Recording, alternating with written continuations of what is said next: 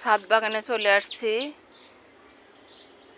আসর নামাজ পড়ে ভিডিওটা কিন্তু ছাড়তে হয় আমার, যেহেতু বড় ভিডিও। সবাইকে বলি সন্ধ্যার আগে না হলে দুপুরে ছাড়ি। সবাই কেমন আছেন? আমি ভালো আছি। আসসালামু আলাইকুম। দেখেন আপু কিনে কিনে চলে আসছে। এখানে যে হাজব্যান্ড পানি রেডি করে রাখছে, এগুলো কিন্তু আমি গাছে দিব।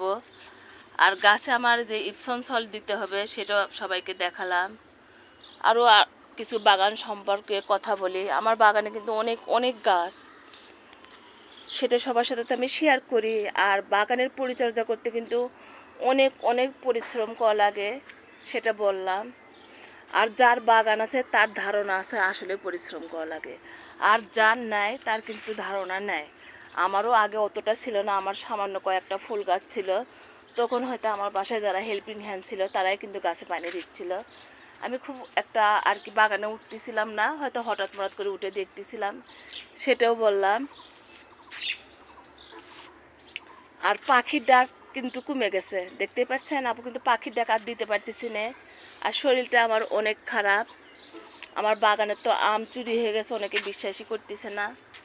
না করলে আমার কিচ্ছু করার নাই, কারণ যেহেতু চুরি হয়ে গেছে সেখানে আর বলার কিচ্ছু থাকে না। অনেক অনেক ফাঁকা জায়গা দেখেন, এগুলোতে অনেক অনেক আম ছিল, আমি কিন্তু নিজে হাতে একটাও পারিনি, সবই চুরি হয়ে গেছে।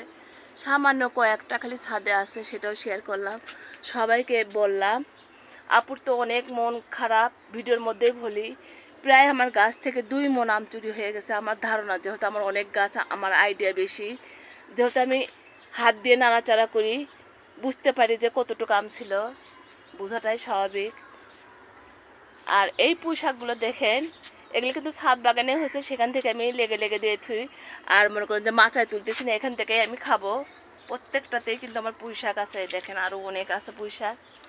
এগুলো কিন্তু খুব একটা আমি লাগাইনি, এমনি টপের মধ্যে হয়েছে আর লেগে লেগে দিছি। এই বেগুন গাছটা কিন্তু আমার লাগানো না, এমনি হয়েছে। এই যে এখানেও হচ্ছে টমেটো গাছ, এরকম করে কিন্তু হয়, কারণ যেহেতু আমি পরিচর্যা করি, জৈব সার দিই, সবজির খোসা পচানো ওগুলো দিই, সেখান থেকে আসলে হয়ে থাকে।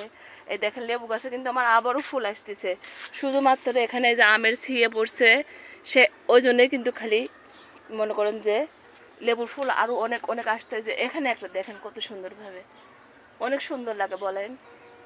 আর এইরকম ধরে থাকলে অনেক ভালো লাগে।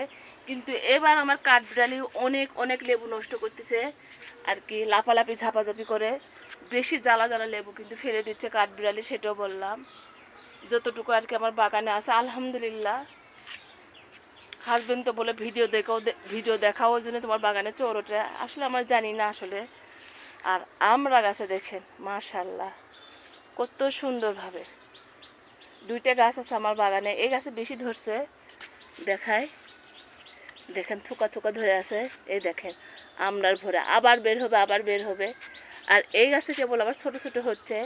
আর যেহেতু গাছে প্রচণ্ড গরমের জন্য আমি খাবার দিতে পারছি না, ওই জন্যও কিন্তু আমার ফুল আসতেছে না গাছে। আর এই দেখেন পুঁই শাক দেখেন কীভাবে গেছে, এগুলো কিন্তু সব আমি তুলে নিয়ে রান্না করে খাবো। আর এই যে ছোট কমলা বলি, আমার বেবি কমলা, এই দেখেন মাশাল্লাহ বেশ কয়েকটা বড় হচ্ছে। আমি কিন্তু অনেক আনন্দ পাই যখন পরিচর্যার পর আমার ফুল আসে। এটা কিন্তু আমার মালটা দেখতে পাচ্ছেন, ওখানে একটা ওখানে একটা। এটা প্রথম ধরিনি, এর আগেও ধরছিল। আর পাতা যখন এই নৌকার মতো হয়ে যায় তখন আমি বুঝতে পারি যে গাছে ওষুধ দিতে হবে। আজকে গাছে ইপসন সল্ট দেবো, তারপরে আবার 5 থেকে আর কি 3 দিন পর আমি গাছে ওষুধ দিয়ে থাকি, সেটাও বললাম। এটা আমার ব্ল্যাক স্টোন আম গাছ, সেটার সাথেও আপনাদের পরিচয় করে দিই সুন্দরভাবে। অনেকক্ষণ ধরে বক বক করতেছি। সবাই ভালো থাকেন, সুস্থ থাকেন। করমচা গাছ পাশাপাশি 2টাই নেই, ওটাই আছে। এটা একটা আমার মালটা গাছ, সেটাও দেখালাম সবাইকে সুন্দর করে। আর ওই দেখেন আপুর রূপালি গাছে আম ঝুলে ঝুলে আছে, সুন্দর করে দেখালাম। আর এটা হলো আমার লেবু গাছ। আলহামদুলিল্লাহ, আল্লাহ হাফেজ।